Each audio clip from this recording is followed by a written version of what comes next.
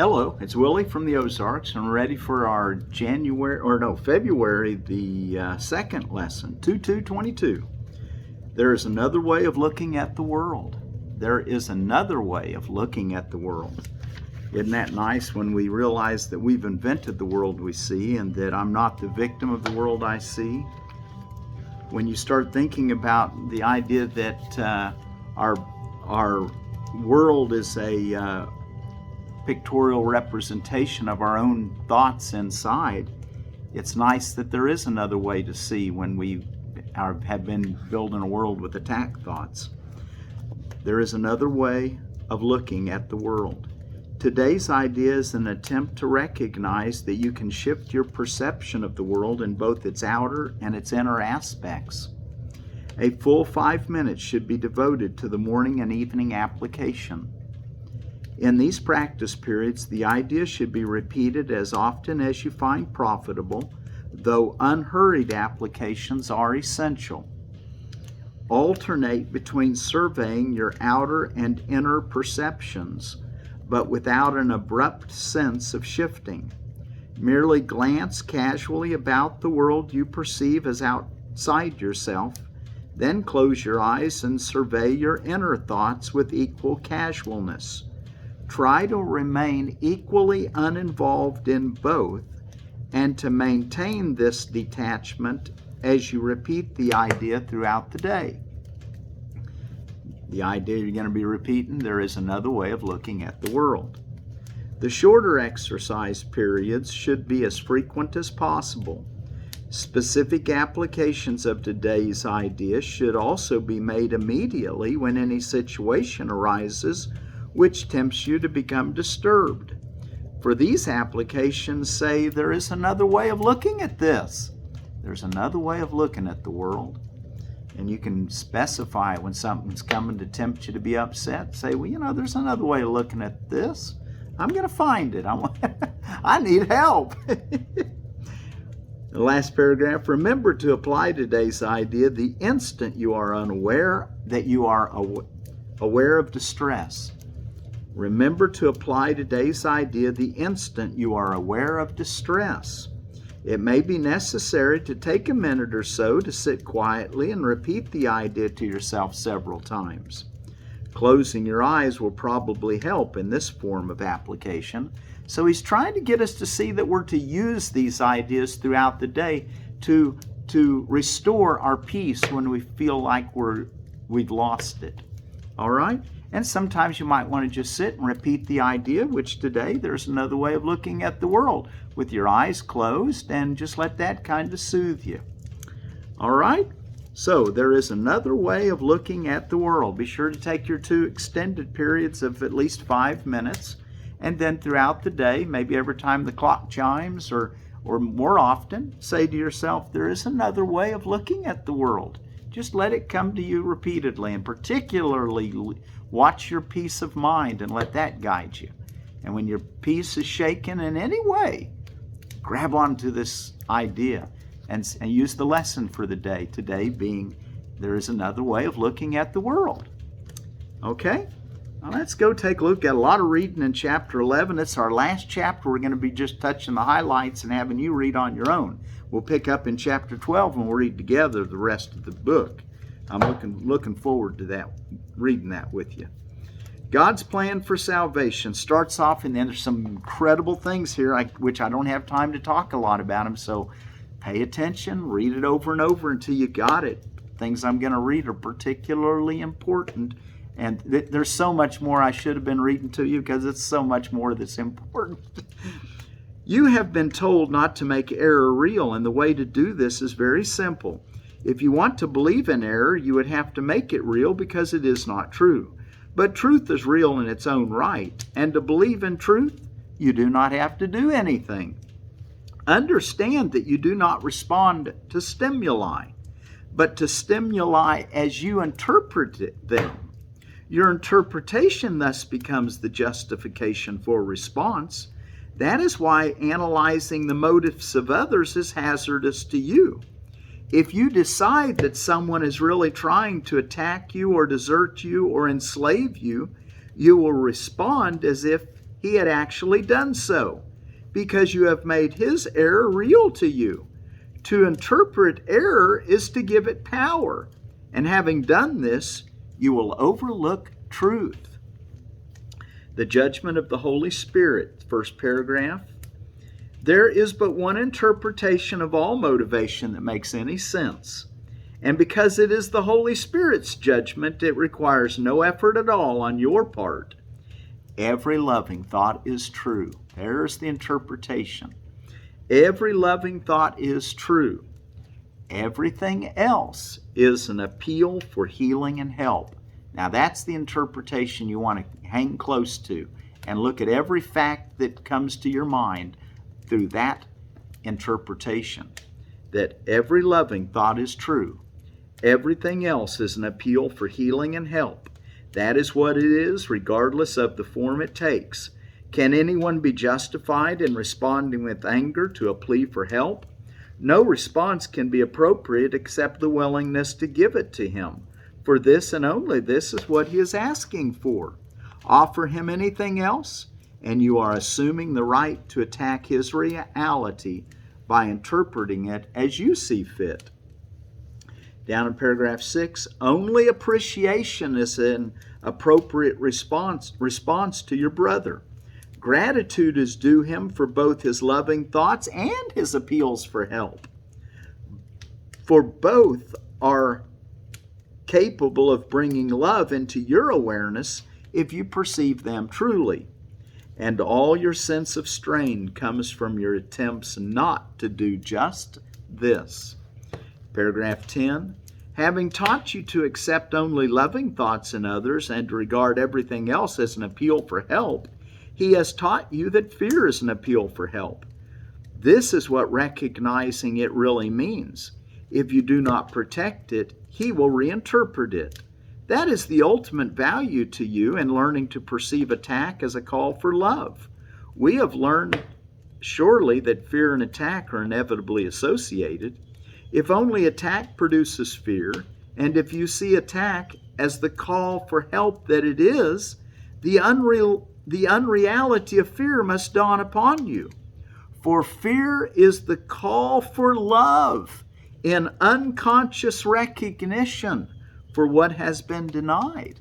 You've denied love and you're calling for it, and that's what attack is. So when you see attack as love that's been denied, and that's what they're calling for, then you meet their need and you give them what they're needing, which is the love they're calling for. Keeps you free and happy.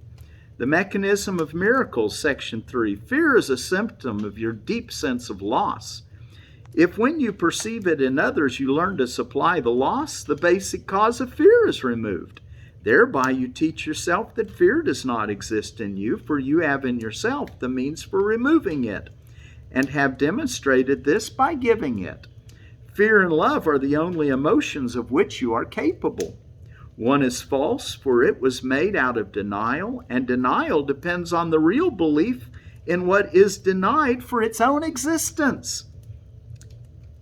By interpreting fear correctly as a positive affirmation of the underlying belief it masks, you are undermining its perceived usefulness by rendering it useless.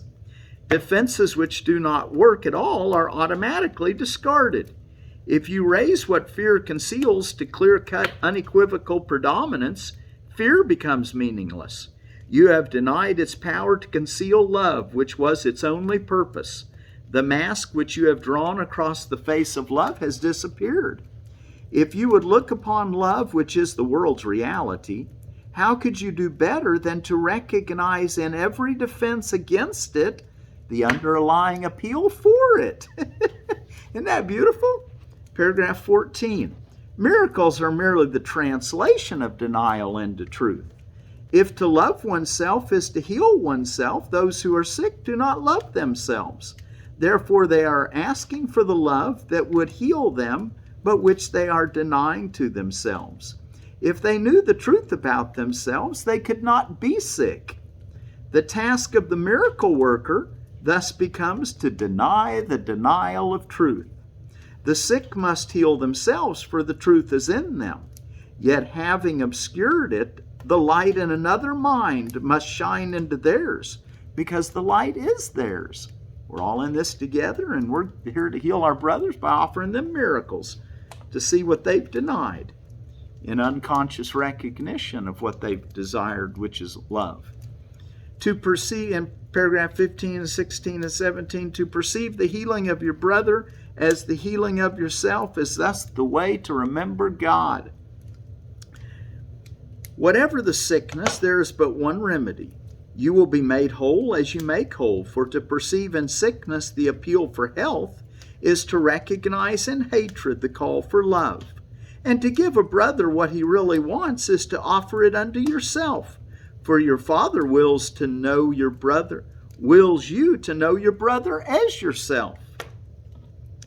It is easy to help an uncertain child. This is in paragraph 17. It's easy to help an uncertain child, for he recognizes that he does not know what his perceptions mean. Yet you believe that you do know.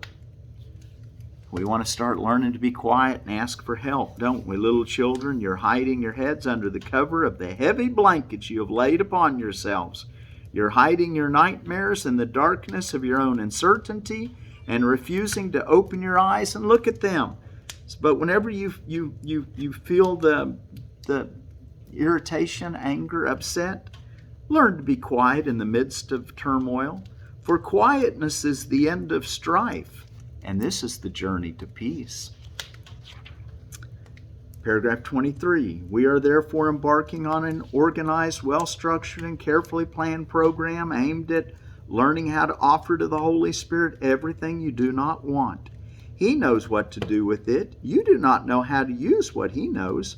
Whatever is revealed to Him that is not of God is gone. Yet you must reveal it to yourself in perfect willingness, for otherwise His knowledge remains useless to you. Surely He will not fail to help you, since help is His only purpose.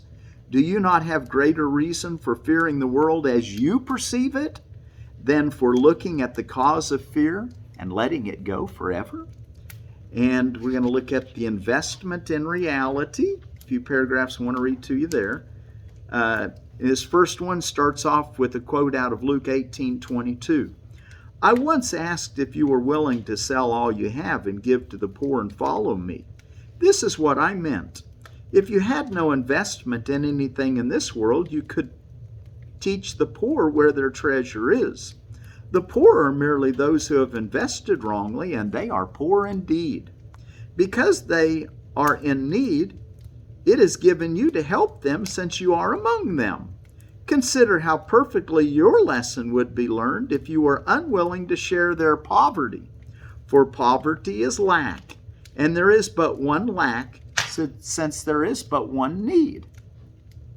Suppose a brother insists on having you do something you think you do not want to do. The very fact of his insistence should tell you that he believes that salvation lies in it. If you insist on refusing and experience a quick response of opposition, you are believing that your salvation lies in not doing it. You then are making the same mistake that he is and are making his error real to both of you. Insistence means investment, and what you invest in is always related to your notion of salvation. The question is always twofold. First, what is to be saved? And second, how can it be saved? Paragraph 26, whenever you become angry with a brother for whatever reason, you are believing that the ego is to be saved and to be saved by attack. If he attacks, you are agreeing with this belief, and if you attack, you are reinforcing it. Remember, you don't have to see him as attacking. Remember that those who attack are poor. Their poverty asks for gifts, not for further impoverishment. You who could help them are surely acting destructively if you accept their poverty as yours. If you had not invested as they had, it would never occur to you to overlook their need. Recognize what does not matter, and if your brother asks you for something outrageous, do it because it does not matter. I wanted to read that whole page now. That's page 221 in my book, The Investment of Reality. And I was going to mark the whole thing, but I thought, well, we just don't have time. So let me read one sentence out of paragraph 28, or a couple sentences. Salvation is for the mind, and it is attained through peace. This is the only thing that can be saved and the only way to save it. Any response other than love arises from a confusion about the what and the how of salvation. And this is the only answer. And I'd like to read to you out of paragraph 34, and then we'll end for today on it. This text highlights. It says, you do have control over your mind, since the mind is the mechanism of decision. If you will recognize that all attack which you perceive is in your own mind and nowhere else, you will at last have placed its source, and where it began, it must end. For in this same place also lies salvation. The altar of God is where Christ abideth. The altar of God where Christ abideth is there. So in your mind. For in this same place also lies salvation. It's in your mind, okay? All right, we took a while to read that. With these next couple lessons are going to be long, I'm afraid. And after that, I hope we're going to be able to get back to our 15 or 20 minutes. I know we've been taking quite a bit longer than that. But I really wanted to do this for 20 minutes or less every day. That way you can spend 30 minutes and spend 5 or 10 minutes in meditation, maybe longer. All right. So right now we're looking at our Manual for Teachers reading, which is What is Death? What is Death? As you're turning there, number 27, let me read to you about a sweet pepper. It's the bull-nosed bell. Likely introduced to North America in the 1700s. In 1812, Thomas Jefferson recorded bull-nosed peppers in his garden calendar at Monticello. Crisp fruits ripen from green to red with an excellent flavor. Productive, sturdy plants. They're 50 to 80 days from transplant. And they're sweet. So these are a sweet pepper. And something I wanted to mention to you, since I brought note of Thomas Jefferson, who all we knew of him as being a farmer and a statesman. We have a lot of thanks in our country to him. Well, one of the things he envisioned our nation being is a nation of gentlemen farmers. And maybe I kind of have that idea too, is the reason I like to interject a little bit of plant life into our lessons every day. What is death? And I read that, by the way, out of the Seed Savers Exchange. What is death? Death is the central dream from which all illusions stem. Is it not madness to think of life as being born, aging, losing vitality, and dying in the end? We have asked this question before, but now we need to consider it still more carefully. It is the one fixed, unchangeable belief of the world that all things in it are born only to die. This is regarded as the way of nature, not to be raised to question, but to be accepted as the natural law of life. The cyclical, the changing and unsure, the undependable and the unsteady, waxing and waning in a certain way upon a certain path, all this is taken as the will of God. And no one asks if a benign creator could will this. That's probably what we need to be asking. They just to take it as granted. In this perception of the universe as God created it, it would not be possible to think of him as loving. For who has decreed that all things pass away, ending in dust, and disappointment and despair could not be feared? He holds your life, your little life, in his hand, but by a thread, ready to break it off without regret or care, perhaps today. Or if he waits, yet is the ending certain. Who loves such a God knows not of love, because he has denied that life is real. Death has become life's symbol. His world is now a battleground where contradiction reigns and opposites make endless war. Where there is death, is peace impossible. Death is the symbol of the fear of God. His love is blotted out in the idea which holds it from awareness like a shield held to obscure the sun. The grimness of the symbol is enough to show it cannot coexist with God. It holds an image of the Son of God in which he is laid to rest in devastation's arms, where worms wait to greet him and to last a little while by his destruction. Yet the worms as well are doomed to be destroyed as certainly, and so do all things live because of death. Devouring is nature's law of life. God is insane, and fear alone is real. The curious belief that there is part of dying things that may go on apart from what will die does not proclaim a loving God, nor reestablish any grounds for trust. If death is real for anything, there is no life. Death denies life, but if there is reality in life, death is denied. No compromise in this is possible. There is either a God of fear or one of love. The world attempts 1,000 compromises and will attempt 1,000 more. Not one can be acceptable to God's teachers because not one could be acceptable to God. He did not make death because he did not make fear. Both are equally meaningless to him. The reality of death is firmly rooted in the belief that God's Son is a body.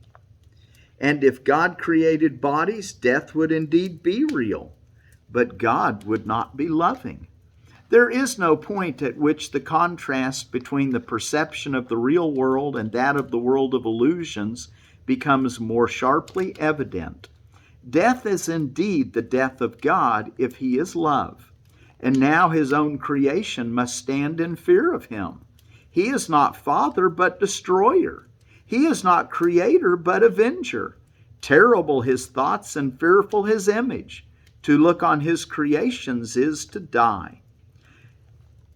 And the last to be overcome will be death. Of course, without the idea of death, there is no world. Of course, that's a quote out of 1 Corinthians 15:26. All dreams will end with this one. With this dream of death, all dreams will end.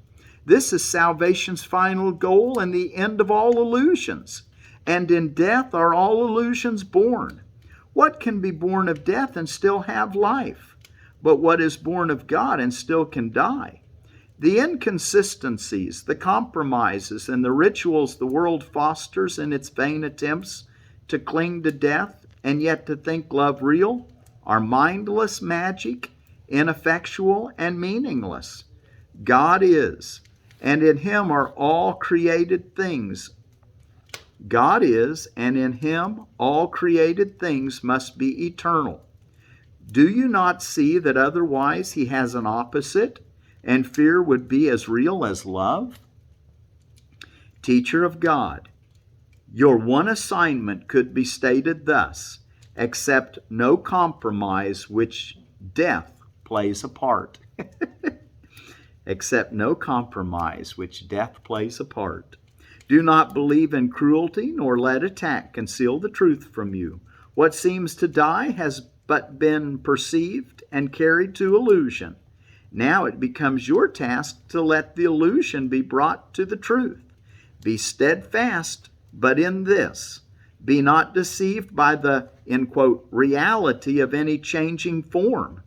Truth neither moves nor wavers nor sinks down to death and dissolution. And what is the end of death? Nothing but this: the realization that the Son of God is guiltless now and forever. Again, let me read that. What is the end of death? Nothing but this: the realization that the Son of God is guiltless now and forever. Nothing but this. But never let yourself forget it is not less than this. All right, and until tomorrow, there is another way of looking at the world. Keep that close at heart. Thank you for joining me. See you tomorrow. There is another way of looking at the world.